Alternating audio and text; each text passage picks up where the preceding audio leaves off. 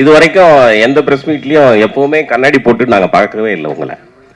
இந்த பிரஸ் மீட்டுக்கு வந்து இல்ல இந்த பிரஸ் மீட்டுக்கு வரும்போது நீங்க எங்க பாக்குறீங்கன்னு தெரியல. கண்ணாடி பாருங்க, கண்ணு நல்லா. ஒருவேளை மிஸ்கினுக்கு போட்டியா வந்துட்டு கிளாஸ் போடுறதுக்கு ஆரம்பிச்சிருக்கீங்க. ஏன்னா அவரோட ட்ரெயின் படத்துக்கு மிஸ்கின் சாருக்கு போட்டியா போடுறோம். டைரக்டர் தான் சார் ஆகணும். கண்டிப்பா கண்ணாடி போட்டா மிஸ்கின் ஆக முடியாது சார். அதனால நான் கூட வேலை செஞ்சிருக்கேன். மிஸ்கின் அவர்களுடைய மூளை எப்படி இயங்குன்னு எனக்கு நல்லா தெரியும். யார்? நாகராஜா. இந்த மாதிரி நான் கேள்வி ஒன்னா மட்டும் தான் கேட்க முடியும். இல்லடா, அது ஆக்சுவலா அந்த சீன்ல அது வச்சோன்னே என்ன மாதிரியா இருக்குன்னு கேட்டோன்னே அது யோகி பாபு சார் கொடுத்த கமெண்ட். அவரையும் சொன்னார், சிவாவையும் சொன்னார், இன்னொரு ஹீரோயும் சேர்த்து சொன்னார். அது படத்தில் இருக்குன்னு இருக்கா அப்படி சொன்னார். இல்லை இவர் மாதிரி இருக்குல்ல அவர் மாதிரி இருக்குன்னு சொன்னாப்புல சார். 3 பேர் சொன்னாரா? 3 பேர் சொன்னார். அவரோட டைமிங் தான் அது, வேற ஒன்றும் இல்லை. ஓகே தானா? வேற ஏதாவது கேள்வி இருக்கா சார்? மியூசிக் டைரக்டர் சார் எதிர்பார்க்குறாரு அவரு. சார் ஒரு நிமிஷம் இருங்களா ஐயா, நாகராஜ் கேள்வி கேட்டிருக்கான்.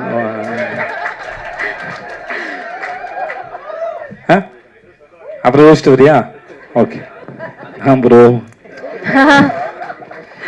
பீட்சா படத்துக்கு அப்புறம் வரிசையா 3, 4, 5, 6, 7 படம்ல வருஷத்துக்கு பண்ணியிருக்கீங்க. போன வருஷம் 3 படம், இந்த வருஷம் இப்போதான் அக்கௌண்ட்டே ஆரம்பிக்குது. இப்படி இருந்தால் எப்படி வருஷத்துக்கு 3 படமாவது பண்ண வேணாமா? அதான் ப்ரோ. என்ன ப்ரோ பண்ணா ஏன் பண்ணுன்னு கேட்குறீங்க ப்ரோ? பண்ணா ஏன் பண்ணலன்னு கேட்குறீங்க ப்ரோ? நான் என்ன பண்ணிட்டேன் ப்ரோ சொல்லுங்க ப்ரோ. கேட்க மாட்டேன் ப்ரோ. இதுக்கு மாதிரி யோசிச்சு பாருங்க ப்ரோ. லிஸ்ட்லாம் எழுதி போட்டு நீங்க தான் எல்லாரும் சாட்சி இல்லை, எல்லாரும் சாட்சி. அதனால வந்து அந்த பண்ணதுக்கு நான் காரணம் இல்லை, பண்ணாமல் போகிறதுக்கு நான் காரணம் இல்லை. ஏன்னா சில சமயம் சில படங்களை பண்ணியிருப்போம். இப்போ முன்னாடி சொன்ன பதில் தான் அது. என்னன்னா அந்த படங்கள் ரிலீஸ் வந்து நம்ம இப்போ இன்னைக்கு இந்த படம் ரிலீஸ் ஆகுதுன்னா இதை நானாக ஃபிக்ஸ் பண்ணுறேன் இல்லை, என் ப்ரொடக்ஷன் கம்பெனி தான் ஃபிக்ஸ் பண்ணுது. ஸோ சில படங்களை வந்து அவங்க நல்ல நாள் பார்க்குறது இல்லை தள்ளி போடுறதுக்கு அவங்களோட சாய்ஸ். அது அப்படி தேங்கி வரும்போது அது மொத்தமாக தெரிஞ்சிருக்கும். அப்படி தானே ஒழிய மற்றபடி நான் வழக்கமாக என்னுடைய வேலைகளை செஞ்சுக்கிட்டு தான் இருக்கிறேன். ரிலீஸை வந்து ப்ரொடக்ஷன்ஸ் பிளான் பண்ணுறாங்க, அவ்வளோதான், வேறு ஒன்றும் இல்லை. Nothing. Okay bro. Vijay சேவி sir, நீங்கள் இந்த வர்ணம் படத்தை பற்றி பேசுனீங்க, அவர் ஹெல்ப் பண்ணாருன்னு. அது வந்து எப்போமோ அந்த படம் நடுவில் கொஞ்சம் பக்கத்தை காணும் சொன்னீங்க, நன்றி இதை பற்றி சொன்னீங்க. அதே மாதிரி நீங்கள் நிறைய பேருக்கு, தயாரிப்பாளருக்கு, நடிகர்களுக்கு, கேமராமேனுக்கு எல்லாம் நிறைய வாய்ப்பு கொடுத்துப்பீங்க. அவங்களாம் நன்றியோடு இருப்பாங்களா? அவங்க அப்படி இல்லாமல் இருக்கும்போது உங்கள் மனநிலை எப்படி இருக்கும்? 2 நாள் முன்னாடி ஒரு இன்டர்வியூவில் எனக்கு கேள்வி கேட்டாங்க. மற்றவங்க நம்மளை யூஸ் பண்ணிக்கும்போது நீங்கள் என்ன நினைக்கிறீங்க கேட்டாங்க. சரியாக தெரிஞ்சால் நல்லா யூஸ் பண்ண முடியும் என்ன அப்படின்னு சொல்லியிருந்தேன். ஏஸ் என்றதுக்கு வந்து என்ன அர்த்தம்? இந்த படத்தோட கதையை பற்றி நீங்கள் எதுவுமே சொல்லலை. என்ன இந்த படத்து மூலமா என்ன சொல்றீங்க? நான் சொல்லணுமா? கதையின் மூலமாக ஒன்றும் மெசேஜ்லாம் சொல்லலை சார் இந்த படத்தில். இந்த படம் ஒரு என்டர்டெயின்மெண்ட், கமர்ஷியலுங்கிறத வந்து எல்லா படமும் கமர்ஷியலுக்காக தான் பண்ணுறோம். பட் இது வந்து பியூர் என்டர்டெயின்மெண்ட். ஸோ எனக்கு பேசிக்காக வந்து ஒரு கதையை சொல்கிறதுக்காக படம் எடுக்கல. நம்ம அந்த படத்தில் வந்து அந்த படம் எடுக்கிறதுக்காக ஒரு கதையை வந்துட்டு யூஸ் பண்ணிக்கிறோம். அப்படி தான் நான் வந்து படத்தை பார்க்குறேன். ஸோ ஏஸ் வந்து பியூர்லி என்டர்டெயின்மெண்ட் சார். நீங்கள் உள்ள கதை இருக்குது, நல்லாயிருக்கும். என்ன கதை அப்படின்னு சொல்கிறேன், எந்த மெசேஜ் நான் சொல்ல சார். அது வந்து ஃபுல்லி என்டர்டெயின்மெண்ட். வந்த உடனே எல்லா கைண்ட் ஆஃப் எமோஷன்ஸும் இமோஷனல்ஸாக இருக்கும். நல்லா கொஞ்சம் ஜாலியாக போகும். Action. It's a pure entertainer sir. Vijay சேவி sir, இதுக்கு முன்னால் சூப்பர் டூப்பர் ஹிட் படம் மகாராஜா பண்ணியிருக்கீங்க. கலெக்ஷனும் 100 கோடிக்கு மேலே, தரம் வயசும் அவ்வளோ பெரிய இது. அந்த படத்துக்கு அப்புறம் இந்த படம் வருது, எப்படி இருக்கு? வருது. விடுதலை பாகம் 2 வந்ததே சார். என்ன சார் நீங்கள் எவ்வளோ பெரிய படம் சார் அது? மன்னிச்சுக்கோங்க சார். நான் நடிச்சு நான் ரொம்ப பெருமைப்படுற படம் சார். எனக்கு வந்து ஓகே சார், சார் ஒர்க் பண்ணதாக இருக்கட்டும், விடுதலை 2 இருக்கட்டும், அதெல்லாம் வந்து என்னைக்காவது எப்போ வாழ்நாளில் கிடைக்கிற பாக்கியம் சில படங்கள் வந்து. ஸோ அதனால் அது எப்படி நம்ம நன்றி சொல்லுங்கள் சார். ஓகே சார், இந்த 2 வெற்றி படத்துக்கு அப்புறம் வரக்கூடிய படம் எப்படி இருக்கு மனநிலை சார்? இது ஒரு நல்ல ஒரு கமர்ஷியல் என்டர்டெய்னர் சார். இந்த படம் ஜாலியாக இருக்கும், வந்து சிரிச்சிட்டே இருக்கலாம். ஆக்ஷன் இருக்குது, ரொமான்ஸ் இருக்குது. இது எல்லா நாளும் போல் எல்லா நாளும் சாதாரணமாக தொடங்குறதில்ல. சில நாள் உங்கள் மேலே ஏதாவது ஒரு சேலஞ்சை வைக்கும். அது அந்த மாதிரி ஒருத்தவங்க திடீர்னு ஒரு நாள் வந்து ஏதோ ஒரு சேலஞ்சை வச்சு அவனை திருப்பி போடுது. சில சமயம் பொறுத்து போயிடுவோம்.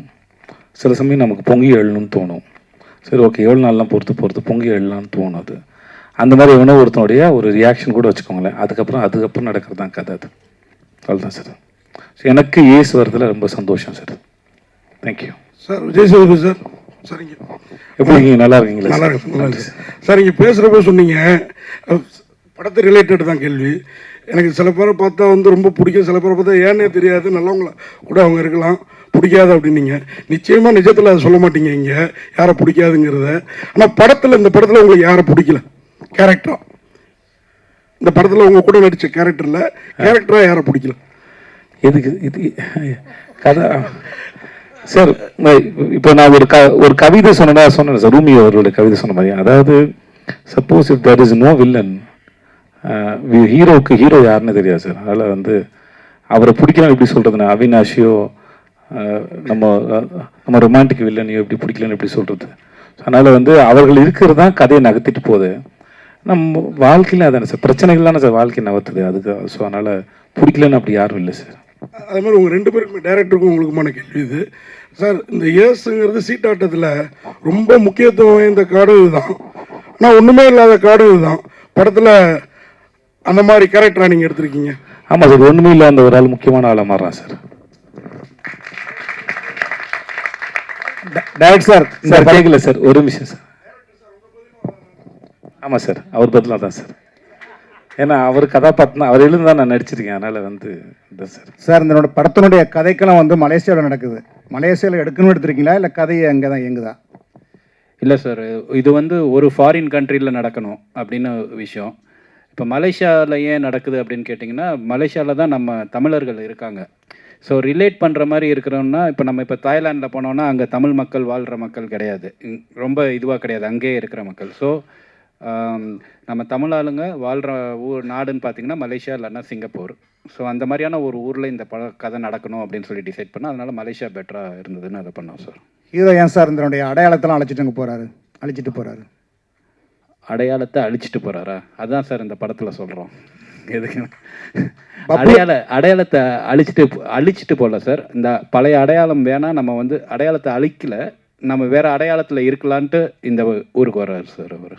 அந்த படத்துக்கு பப்ளு எப்படி சார் தேர்ந்தெடுத்தீங்க? ஹீரோ சொல்லி தேர்ந்தெடுத்தீங்களா இல்லை நீங்களாவே தேர்ந்தெடுத்தீங்க? இல்லை, நானாவே தான் சார் தேர்ந்தெடுத்தேன். நன்றி நன்றி.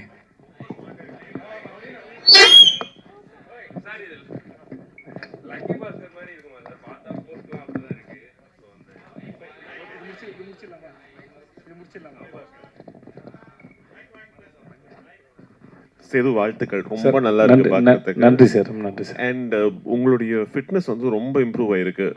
அவர் வந்து சொல்லும் போதும் சொன்னார் ரொம்ப டிசிப்ளின்டா வந்து ஒர்க் அவுட் பண்ணீங்கன்னு. டிப்ஸ் ஷேர் பண்ணுவீங்களா ப்ளீஸ்? வெயிட் லாஸுக்கு, ஃபிட்னஸுக்கு என்னென்ன பண்ணீங்க அப்படிங்கிறத பற்றி கொஞ்சம் டீட்டெயிலாக சொல்லுங்களேன் சார். சார் ஆக்சுவலாக ஒர்க் அவுட் பண்ணேன் சார். அப்புறம் ஆமாம் ஜிம் போனேன். ஆமாம் சார், யார் மேலே சார் சத்தியம் பண்ணணும்? இல்லை சார், நிறைய வெயிட் லாஸ் இருக்குது, அது பார்த்த உடனே தெரிஞ்சது சார். ஆமாம் சார், ஆனாலுமே எப்படின்னா சில சாப்பாடு எனக்கு ஒத்துக்கல, அதனால் வந்து அது வேணான்னு சொல்லி தவிர்க்கிற முயற்சி பண்ணுவேன். ஒரு 70% ஜெயிச்சிருவேன் முயற்சியில், 30% தோற்று போகும்போது சாப்பிட்டுருவான் சார். இவ்வளோ தான் சார், வேறு ஒன்றும் இல்லை சார். என்ன டைம் பீரியட் ஆச்சு உங்களுக்கு இந்த வெயிட் லூஸ் பண்ணுறதுக்கு? எத்தனை கிலோஸ் லூஸ் பண்ணியிருக்கீங்க? ஏன்னா அதெல்லாம் செக் பண்ண மாட்டேன் சார், ஏன்னா செக் பண்ண டிப்ரெஸ் பண்ணும் சார்.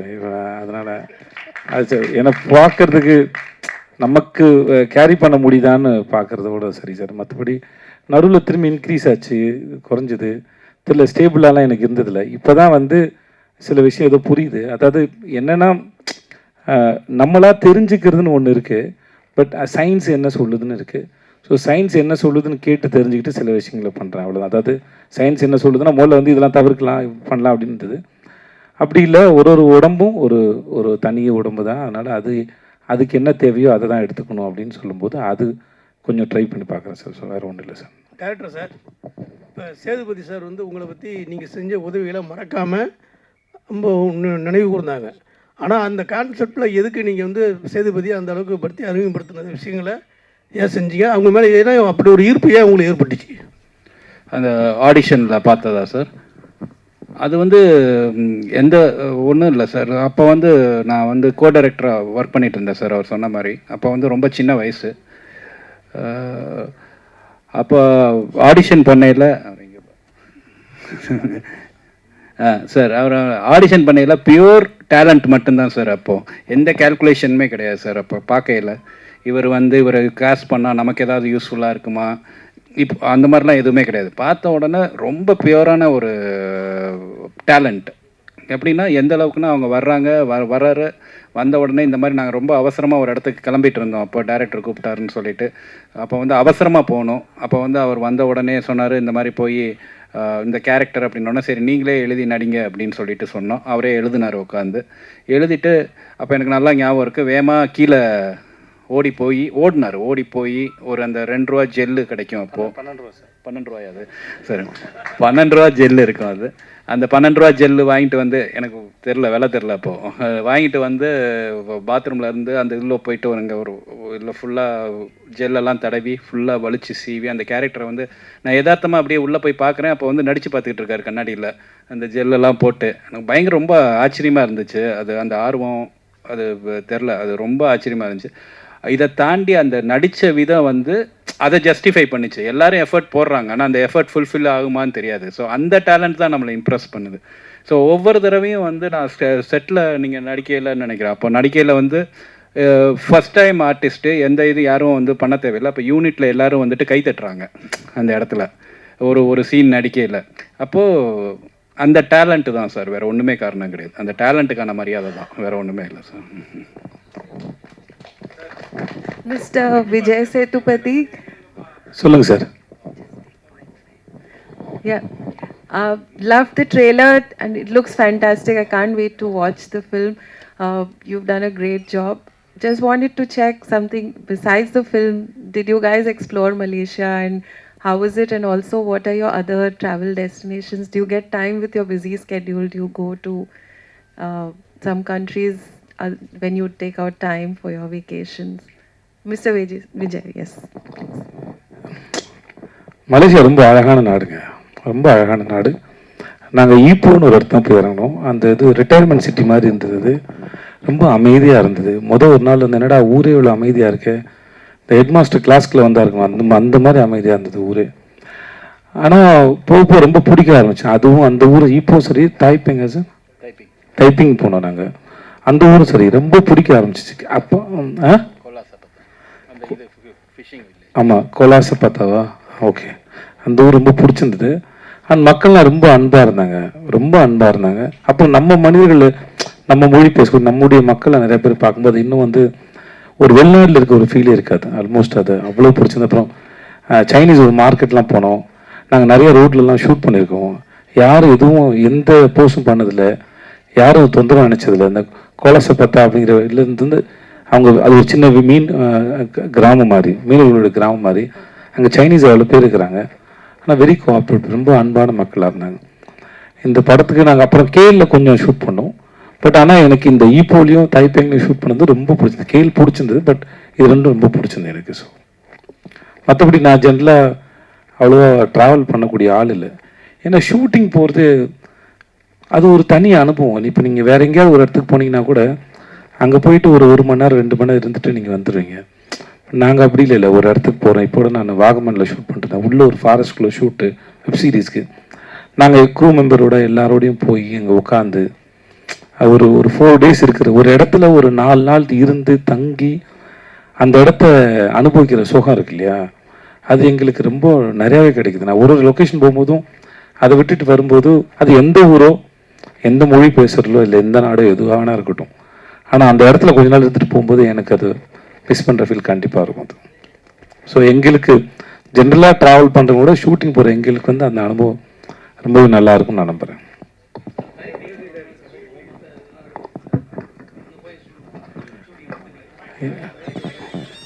இல்லை சார், டூரிஸ்ட் ஸ்பாட் எங்கேயுமே ஷூட்டிங் பண்ணல சார். டூரிஸ்ட் அட்ராக்ஷன் ஸ்பாட் அப்படிங்கிற மாதிரி எந்த இடத்துக்குமே போகல. அங்கே லைஃபாக என்ன இருக்கோ, market, roads, Chinese places, India, little India, இந்த மாதிரியான. அப்புறம் முருகன் கோயிலும் ட்வின் டவரும் கண்டிப்பாக காட்டியே ஆகணும் சார், இல்லைன்னா மலேசியான்னு நம்ப மாட்டாங்க. ஸோ அதனால் அது 2 மட்டும் டூரிஸ்ட் அட்ராக்டிவ் பிளேஸ் மாதிரி இருக்கும். மற்றபடி அது வந்து எல்லா பிளேசஸுமே வந்து நார்மலாக அங்கே வாழ்கிற மக்கள் போகிற வர்ற பிளேசஸ் தான் சார் ஷூட் பண்ணோம். இந்த மாதிரி டைரக்டர் சார், கேட்டேன் லக்கி பாஸ்கர் மாதிரியே தீம்லாம் இருக்கு. ஸோ அதை பேஸ்டா எதுவும் ஸ்டோரி இருக்குமா? இல்லை சார், லக்கி பாஸ்கருக்கு இதுக்கு எந்த சம்மந்தமே கிடையாது சார். லக்கி பாஸ்கர் வந்து சரி ஒரு அந்த மாதிரியான ஒரு ஆஸ்பெக்டில் பார்த்தீங்கன்னா அதில் ஒரு மாதிரி க்ளோஸ்லி ரிலேட்டடாக இருக்கும் சார். பட் தீமாக பார்த்தீங்கன்னா அதுக்கு இருக்கும் இந்த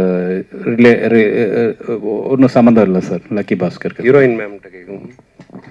அதான் நீங்கள் வரப்போ தமிழே தெரியாதுன்னு வந்து டைரக்டர் சார் சொன்னார். நீங்கள் ஆனால் அவ்வளோ அழகாக தமிழ் பேசுனீங்க. படத்தில் வந்து தான் தமிழ் லேர்ன் பண்ணிக்கிட்டீங்களா இல்லை முன்னாடியே தமிழ் தெரியுமா? இல்லை படத்தை ஷூட் பண்ணும்போது I think I got a little more practice. நீங்கள் பாருங்கள், இப்போ 30% தமிழ் தான், everything else is Tanglish. But like I was saying, shoot டைமிங்கில் எல்லோரும் ரொம்ப சப்போர்ட் கொடுத்துருக்காங்க. ஏடிஸ் எல்லோரும் உட்காந்துட்டு everyone has 100 different things to two.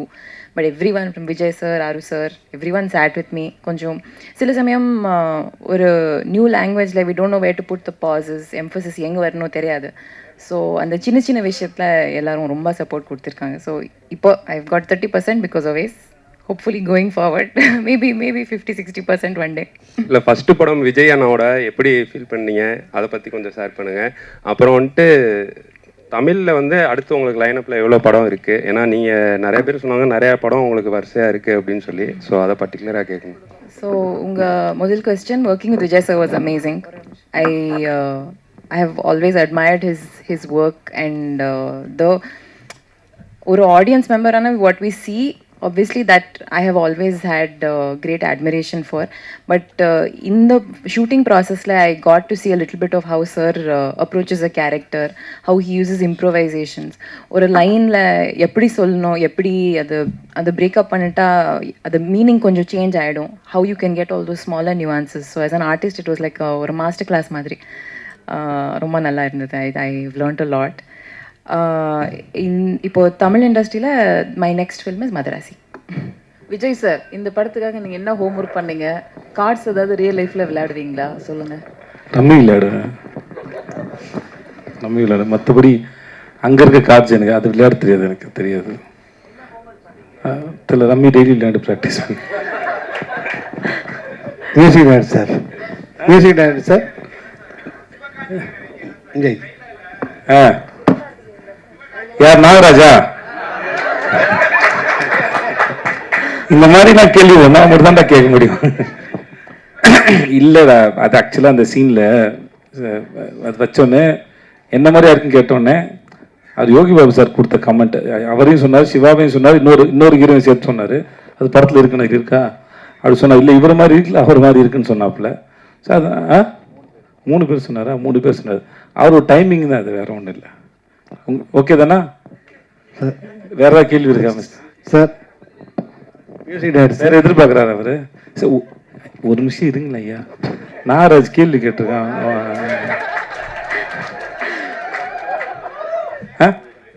அப்புறம் யோசிச்சுட்டு வரியா? ஓகே. என்ன சார் கேள்வி இங்க ஒரு கேள்வி வந்துருச்சு சார். சார் ரொம்ப மைக் வச்சுட்டு இருக்கா சார். மியூசிக் டைரக்டர் சார், ஒரு படத்தில் வந்து பாட்டுகள் எடுக்கும்போதும் ரீரெக்கார்டிங் அவங்களே தான் பண்ணுவாங்க. ஆனால் இப்போ இளையராஜெல்லாம் பிஸியாக இருக்கும்போது தீபாவளியிலலாம் 5 படம் 6 படம் இருக்கும்போது அவர் தான் பண்ணுவார். நீங்கள் ஆர்ஆருக்கு மட்டும் வெளியில் இல்லை சார், இன்றைக்கி ஃபார்மேட் மாறிடுச்சு. ஸோ டிஜிட்டலாக இருக்கும். ஸோ இப்போ கிளாஸ் ஒர்க் வரப்போ நம்மளோட டேட்ஸு எல்லாமே சரியாக ரிலீஸ் ஆகணும்னா அதுக்கேற்ற மாதிரி ஒர்க் பண்ணணும். ஸோ என்னோட இதுவை வந்து அதை நம்ம சேர்ந்து ஒர்க் பண்ணி அதை முடிக்கணும். ஸோ இந்த மாதிரி ஒரு அர்ஜென்சியான டைமில் வந்து ஏதோ ஒன்று பண்ணணுமே, அந்த மாதிரி உடன்பாடு எனக்கு பர்சனலாக கிடையாது. ஸோ அவங்களும் வந்து நல்லா ஃபுல் இன்வால்மெண்ட்டோட தான் ஒர்க் பண்ணாங்க. ஸோ அதனால தான் இது பேக்ரவுண்ட் ஸ்கோர் எனக்கும் இன்னொரு ப்ராஜெக்ட் கமிட் இருந்துச்சு. ஸோ அவர் அந்த டைம் லைன் வந்து செட் ஆகலை, வேறு எதுவும் இல்லை. விஜய் ப்ரோ. ப்ரோ இல்லை, பீட்சா படத்துக்கு அப்புறம் வரிசையாக 3, 4, 5, 6, 7 படம்லாம் வருஷத்துக்கு பண்ணியிருக்கீங்க. போன வருஷம் 3 படம், இந்த வருஷம் இப்போ தான் அக்கௌண்ட்டே ஆரம்பிக்குது. இப்படி இருந்தால் எப்படி வருஷத்துக்கு 3 படமாவது பண்ண வேணாமா? அதான் ப்ரோ, என்ன ப்ரோ பண்ணா ஏன் பண்ணுறேன்னு கேட்குறீங்க ப்ரோ. பண்ணா ஏன் பண்ணலன்னு கேட்குறீங்க ப்ரோ. நான் என்ன பண்ணிட்டேன் ப்ரோ சொல்லுங்க ப்ரோ. கேட்க மாட்டேன் ப்ரோ. இதுக்கு மாதிரி யோசிச்சு பாருங்க ப்ரோ, லிஸ்ட்லாம் எழுதி போட்டு நீங்கள் தான் எல்லாரும் சாட்சி இல்லை, எல்லாரும் சாட்சி. அதனால் வந்து அந்த பண்ணதுக்கு நான் காரணம் இல்லை, பண்ணாமல் போகிறதுக்கு நான் காரணம் இல்லை. ஏன்னா சில சமயம் சில படங்களை பண்ணியிருப்போம். இப்போ முன்னாடி சொன்ன பதில் தான் அது. என்னென்னா அந்த படங்கள் ரிலீஸ் வந்து நம்ம இப்போ இன்றைக்கி இந்த படம் ரிலீஸ் ஆகுதுன்னா இதை நானாக ஃபிக்ஸ் பண்ணுறேன் இல்லை, என் ப்ரொடக்ஷன் கம்பெனி தான் ஃபிக்ஸ் பண்ணுது. ஸோ சில படங்களை வந்து அவங்க நல்ல நாள் பார்க்குறது இல்லை தள்ளி போடுறதுங்கலாம் அவங்களோட சாய்ஸ். அது அப்படி தேங்கி வரும்போது அது மொத்தமாக தெரிஞ்சிருக்கும், அப்படி தானே ஒழிய. மற்றபடி நான் வழக்கமாக என்னுடைய வேலைகளை செஞ்சுக்கிட்டு தான் இருக்கிறேன். ரிலீஸை வந்து ப்ரொடக்ஷன்ஸ் பிளான் பண்ணுறாங்க, அவ்வளோதான், வேறு ஒன்றும் இல்லை. Nothing. Okay bro. Vijay சேவி sir, நீங்கள் இந்த வர்ணம் படத்தை பற்றி பேசுனீங்க, அவர் ஹெல்ப் பண்ணாருன்னு. அது வந்து எப்போமோ அந்த படம் நடுவில் கொஞ்சம் பக்கத்தை காணும் சொன்னீங்க, நன்றி இதை பற்றி சொன்னீங்க. அதே மாதிரி நீங்கள் நிறைய பேருக்கு தயாரிப்பாளருக்கு, நடிகர்களுக்கு, கேமராமேனுக்கு எல்லாம் நிறைய வாய்ப்பு கொடுத்துப்பீங்க. அவங்களாம் நன்றியோடு இருப்பாங்களா? அவங்க அப்படி இல்லாமல் இருக்கும்போது உங்கள் மனநிலை எப்படி இருக்கும்? 2 நாள் முன்னாடி ஒரு இன்டர்வியூவில் எனக்கு கேள்வி கேட்டாங்க, மற்றவங்க நம்மளை யூஸ் பண்ணிக்கும்போது நீங்கள் என்ன நினைக்கிறீங்க கேட்டாங்க. சரியாக தெரிஞ்சால் நல்லா யூஸ் பண்ண முடியும் என்ன அப்படின்னு சொல்லியிருந்தேன். அதே போல தான் இது. மற்றபடி சார், இப்போ யாருக்காவது எதையாவது, இப்போ இவர் எனக்கு ஒரு உதவி பண்ணாருன்னு வச்சுக்கோங்களேன், இவன் நாளைக்கு வந்துடுவான், இவனை வச்சு படம் பண்ணுவான்னு நினச்சி பண்ணுறதில்ல. அந்த நேரத்தில் தன்னுடைய தொழிலுக்கு சரின்னு எதையோ அதை அவர் செஞ்சார் ஒழிய இந்த இவனுக்கு வாய்ப்பு தரணுங்கிறதுக்கு அவர் அது பண்ணல. ஆனால் அந்த பலனை அடைஞ்சவன் நான், என்கிட்ட நன்றி விசுவாசம் இருக்குது. நான் அதை திருப்பி செலுத்துவதற்கு காலம் எனக்கு ஒரு சந்தர்ப்பம் வழங்குது. அதுவும் நான் சும்மா ஓகே எது வேணால் பண்ணலாம் ஆறுமுகத்தோடுன்னு பண்ணல. என் தொழிலுக்கு சரின்னு படுற இந்த கதை நல்லா இருக்குது, இது சரியாக பண்ணுவான்னு நினச்சி. ஸோ அந்த காலம் அந்த தொழிலுக்கான நியாயங்கிற தராசில் வச்சு தான் அது 2 பேரும் ஒருத்தருக்கு ஒருத்தர் பரிமாறிக்கிட்டோமே ஒழிய இது கிடையாது. ஸோ பட் ஆனால் எனக்கு அன்னைக்கு தேதிக்கு அந்த வேலை எவ்வளோ பெரிய வேலை செஞ்சதுன்னு இருக்குல்ல, இவர் செஞ்ச. ஏன்னா அது வந்து எப்படின்னா, யாருடைய பார்வையாவது நம்ம மேலே விழுந்துடாதா அப்படிங்கிற ஒரு ஏக்கத்தோடய அது தெரிகிற ஒரு காலகட்டம் தான். ஓகே, அந்த மாதிரி ஒரு சந்தர்ப்பத்தில் காலம் சரியாக கணிஞ்சு வரும்போது ஒருத்தர் வந்து உங்களுக்கு வந்து ஓகே நீங்கள் இங்கே எடுத்துருந்தீங்க, ஓகே இதுக்கப்புறம் இந்த சீட்டுக்கு நான் வந்து போங்க அப்படின்னு சொல்கிறாங்க. அந்த நிகழ்வு என் வாழ்க்கையில் இவருக்கு சாதாரணமாக இருக்கலாம். நம்மளும் இப்போ நீங்களோ நானோ இங்கே இருக்க எல்லாருமே வந்து சாதாரணமாக ஆகும்போது நம்ம யாருக்கோ ஒருத்தருக்கு ஒரு சின்னதாக ஒரு வேலை செஞ்சுருப்போம். அது அவர்கள் வாழ்க்கையில் என்ன பண்ணுது, மெய்யழகன் படத்தோட கதையை போல தான். அரவிந்த் சாமி சாரோட ஃபேமிலி ஒரு சைக்கிளை கொடுத்துட்டு போனதில் ஒரு குடும்பம் வந்து எவ்வளோ பெருசாக கட்டத்துக்கு நான் வந்து போச்சுங்கிறது இல்லையா. அவங்க கொடுக்கும்போது இந்த வச்சு சைக்கிளை வச்சு வாழ்க்கையில் முன்னேறிப்பா அப்படின்னு கொடுக்கல. பட் அந்த சைக்கிள் வச்சுட்டு அந்த குடும்பம் எப்படி முன்னேறினாங்கிறது அவங்களுடைய தனிப்பட்ட உழைப்பு தான் காரணம். அதே போல தான் பெறுகிற உதவியோ இல்லை இந்த மாதிரி செயல்னால கிடைக்கிறத வச்சு நம்ம எப்படி வரோங்கிறது தான் இருக்குது. பட் இருந்தாலும் ஸ்டில் எனக்கு இன்னமும் அது இருக்குது, அது உள்ளே இருக்குது. அது இன்னமும் என்னை வந்து அதான் சொன்ன உயிர்ப்போடு இருக்க வைக்குது அது. ஸோ அதுக்கு என்றைக்குமே நன்றி கடன் பட்டிருக்குன்னு சொல்லுவேன். என்ன வேணால் நடக்கலாம், எனக்கு அவருக்கு சண்டைகள் வரலாம், மிஸ் அண்டர்ஸ்டாண்டிங் வரலாம், அது வேறு ஒரு சம்பத்தினால் நிகழ்வது. நான் துபாயில் வேலை போது என்னோட பாஸ் சொன்னார், உனக்கும் இன்னொருத்தருக்கு சண்டை வருதுன்னா அது 2 உடம்புக்கான சண்டை இல்லை, ஒரு விஷயத்தை பற்றின சண்டையை ஒழிய அது தனி மனுஷனுக்கானது இல்லை அப்படின்னு சொல்லுவோம். அது எனக்கு ரொம்ப முக்கியமான பாடமாக நான் நினைக்கிறேன். அந்த மாதிரி மிஸ் அண்டர்ஸ்டாண்டிங் வரலாம், சண்டை என்ன வரலாம். பட் ஆனால் அவரால் நான் பெற்ற பலன், என் வாழ்க்கை நடந்த மாற்றங்கள் வந்து யாரும் மாற்ற முடியாது. ஒருவேளை இதெல்லாம் கடவுள் தான் பிளான் பண்ணி செய்கிறாருன்னா அந்த கடவுள் எனக்கு பிளான் பண்ணி அனுப்பின ஒரு ஆளாக அவர் பார்க்குறேன். ஓகே இந்த வேலையை இவர் செய்யுங்கன்னு சொல்கிறாங்க. ஸோ அப்படி தான் பார்க்குறேன் சார். நன்றி சார். உங்களுக்கு தான் கேள்வி.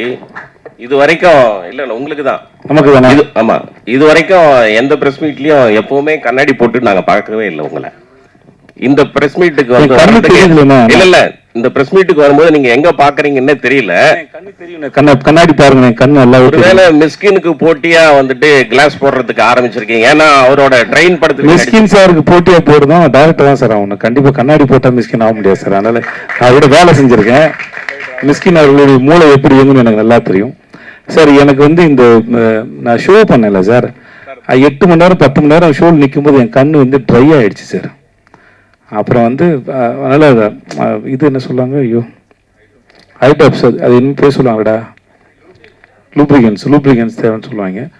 அதனால் அது போட வேண்டியதாக இருந்தது. இப்பயும் ப்ரெஸ்க்கு வரும்போது 2 மணி நேரம் படுறதுனால சீக்கிரம் ட்ரை ஆகிடுது. அதனால தான் சார், வேறு மற்றபடி என் கண்ணு நல்லாவே இருக்குது சார். நல்லா இருக்குது சார். மிஸ்கின் சாருக்கு போட்டியாக எப்போ சார் டைரக்டர் ஆக போகிறீங்க? எந்த வருஷம் சார்? நான் போட்டி போடுறேன். ஏன் சார் மிஸ்கின் சாரோட போட்டி போடணும் நீங்கள் சொல்லுங்கள் சார். எனக்கும் தெரியுமா, அந்த மனுஷன் வீட்டுக்கு போங்க சார்.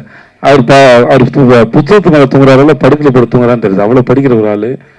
நீங்கள் அவர்கிட்ட போய் எந்த விஷயம்னா கேளுங்க, யாரும் வேணா கேளுங்க. ரொம்ப ஆத்மார்த்தமாக சொல்லி கொடுக்க ஒரு மனுஷன், மறைக்க தெரியாது அவருக்கு. ஸோ எனக்கு அவரோட சிந்தனையும் சரி, ரொம்ப சின்சியராக, ரொம்ப ஆழமாக, ரொம்ப நேர்மையாக படம் பண்ணக்கூடிய மனுஷன். நான் இதுக்கு அவரோட போட்டி போடுவேன்.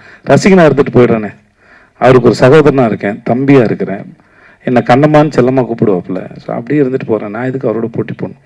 நாளைக்கு நான் படம் பண்ணாலும் அவர் என்னை வந்து ரசித்து கண்ணம்மான்னு என்னை முதல்ல பார்த்து கொண்டாடக்கூடிய ஒரு மனுஷன். கடைசி வருஷம் ஒரு படத்தை பார்த்து அவருக்கு என்ன சார் இருக்குது விசாரணை ஒரு படத்துக்கு அவர் ஏன் சார் இப்போ சமுத்திரகுணி சார் சொன்னார்ல, அவர் நிஜமாவே சினிமாவை அவ்வளோ உண்மையாக ரொம்ப நேர்மையாக நேசிக்கூடிய ஒரு மனுஷன்.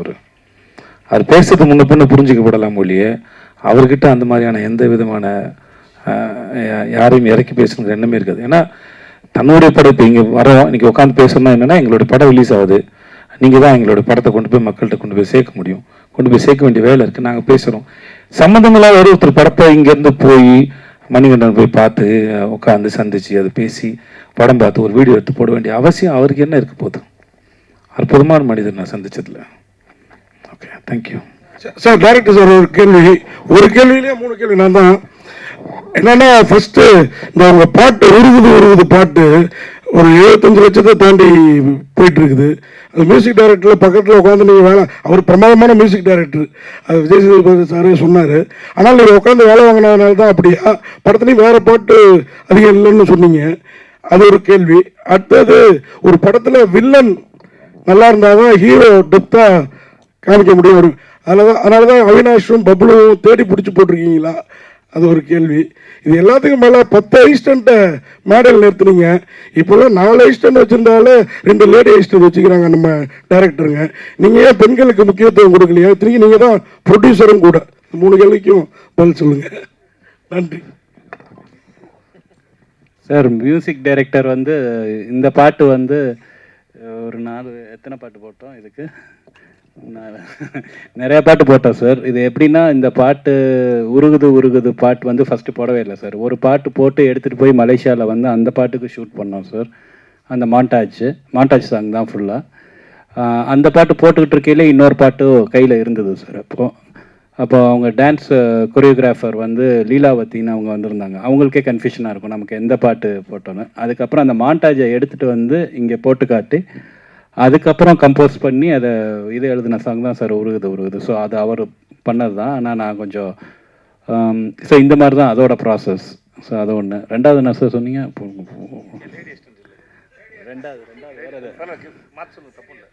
இல்லை சார், யாரும் இல்லை சார், ஓடிட்டாங்க. நான் கொஞ்சம் டார்ச்சர் பண்ணுறேன்னு சொல்லிட்டு பசங்கன்னா கொஞ்சம் தாங்குறாங்க சார். அது அவங்க ஒரு 2-3 பேர் இருந்தாங்க. அதுக்கப்புறம் அவங்க ரொம்ப நான் ரொம்ப வேலை வாங்குறேன், ரொம்ப இது பண்ணுறேன்னு சொல்லிட்டு போயிட்டாங்க சார். படம் தான், வேற எந்த சார்.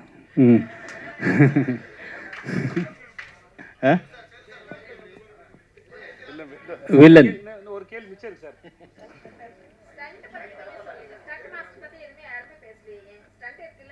ஆமாம், அதான் நீங்கள் தப்பு தான் மேடம். இதில் ஸ்டண்ட் மாஸ்டர் வந்து ஒரு மாஸ்டர் வந்து மலேசியா டீம் வந்து ரிக்கி மாஸ்டர்னு சொல்லிட்டு அவங்க வந்து மலேசியன் டீமு. இன்னொரு மாஸ்டர் வந்து ஜேம்ஸ்ன்னு சொல்லி அவங்க ஒரு சைனீஸ் ஸ்டண்ட் மாஸ்டர். இன்னொன்று வந்து தினேஷ் உப்ராயன், அவர் தான் ஃபைனல் கிளைமேக்ஸ் ஃபைட் பண்ணார். நான் உண்மையிலே சொல்லியிருந்துருக்கணும், ரொம்ப மை பேட், என்னோட தப்பு தான். ஏன்னா அந்த ஃபைட்டு வந்து தினேஷ் பண்ண ஃபைட் வந்து ரொம்ப எக்ஸ்ட்ராடினரி கொரியோகிராஃபி. இன்னொன்று வந்து நம்ம இவர் டான் அசோக் மாஸ்டர் ஒரு ஃபைட் பண்ணார். ஸோ அதான் தப்பு தான். நான் அந்த இப்போ சொல்லிட்டாங்கன்னு நினைக்கிறேன் ma'am. Thank you so much. And மீண்டும் பிரஸ் அண்ட் மீடியா நண்பர்கள் எல்லாருக்குமே ஒரு பெரிய நன்றி. காஸ்ட் அண்ட் குரூக்கு ஒரு பெரிய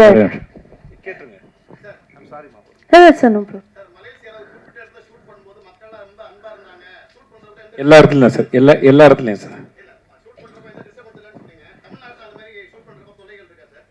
இல்லை சார், நான் அங்கேயும் இல்லைன்னு சொன்னேன், எங்கேயுமே இல்லை சார். இல்லை சார், ஓகே, எங்கேயுமே இல்லை சார். எப்பயுமே பொதுமக்கள் வந்து சார் அவங்களுக்கு மூல தேவையில்லை சார், வந்து நம்மளோட ஃபோட்டோ எடுத்து நம்மளை சந்திக்கணும்.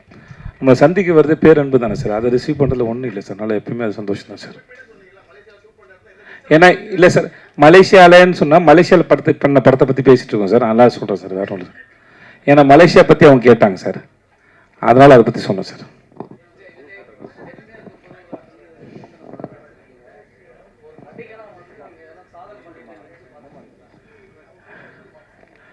சார் நான் தப்பாக எடுத்துட்டேன் சார். நான் சாதனை ஒரு விஷயத்தை நம்புறதில்லை சார். அது வாட்டுக்கு அது குழப்புக்கு இல்லை, அப்படிலாம் ஒன்றும் இல்லை சார். எல்லாமே அவ்வளோ எனக்கு அது சுலபமாக இருந்ததில்லை சார்.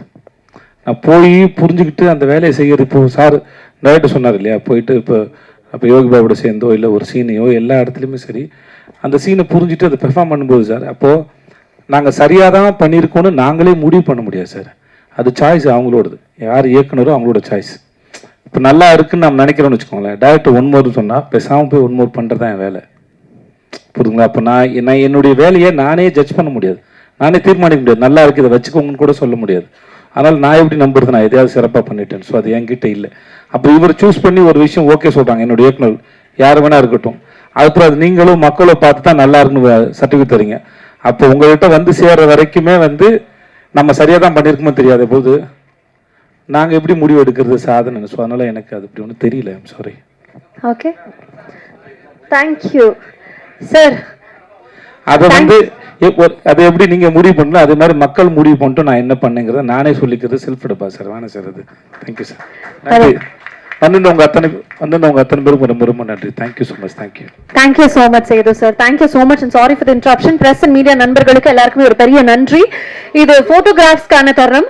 ஸோ காஸ்ட் அண்ட் க்ரூவோட நீங்க புகைப்படங்கள் எடுக்கலாம். எல்லாருமே கொஞ்சம் பொறுத்துருங்க. ஃபர்ஸ்ட் போட்டோஸ் எடுத்துடலாம், அதுக்கப்புறம் வீடியோ எடுக்கலாம். ரெண்டுக்குமே செப்பரேட் மூமெண்ட்ஸ் இருக்கு. ஸோ பிரஸ் அண்ட் மீடியா நண்பர்கள் இப்போ காஸ்ட் அண்ட் க்ரூனுடைய புகைப்படங்கள் எடுக்கலாம்.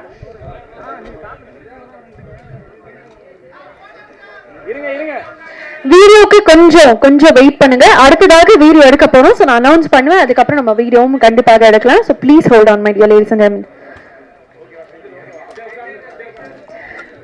புகைப்படங்கள் எடுத்துட்டீங்க அப்படின்னா உங்களுடைய இருக்கைகள்ல உட்கார்ந்தலாம். If you have clicked the photographs, please take your seats. Thank you. So the video கான தருணம் 7CS Entertainment தயாரிப்புல ஆறுமுககுமார் அவர்களுடைய இயக்கம் மற்றும் எழுத்துல மக்கள் செல்வன் விஜய் சேதுபதி அவர்கள் நடித்திருக்கக்கூடிய ஏஸ் திரைப்படம் வரக்கூடிய மே 23ஆம் தேதி திரையரங்குகள்ல வர இருக்கு. உங்களுடைய அன்பும் ஆதரவும் கண்டிப்பாக இந்த படத்துக்கு தேவை. அண்ட் ஒட்டுமொத்தமாக இங்க கூடியிருக்கக்கூடிய பிரஸ் அண்ட் மீடியா நண்பர்கள் உங்களுக்கு மீண்டும் ஒரு பெரிய நன்றி. Thank you so much for the support on behalf of the entire team. We would like to thank you so much.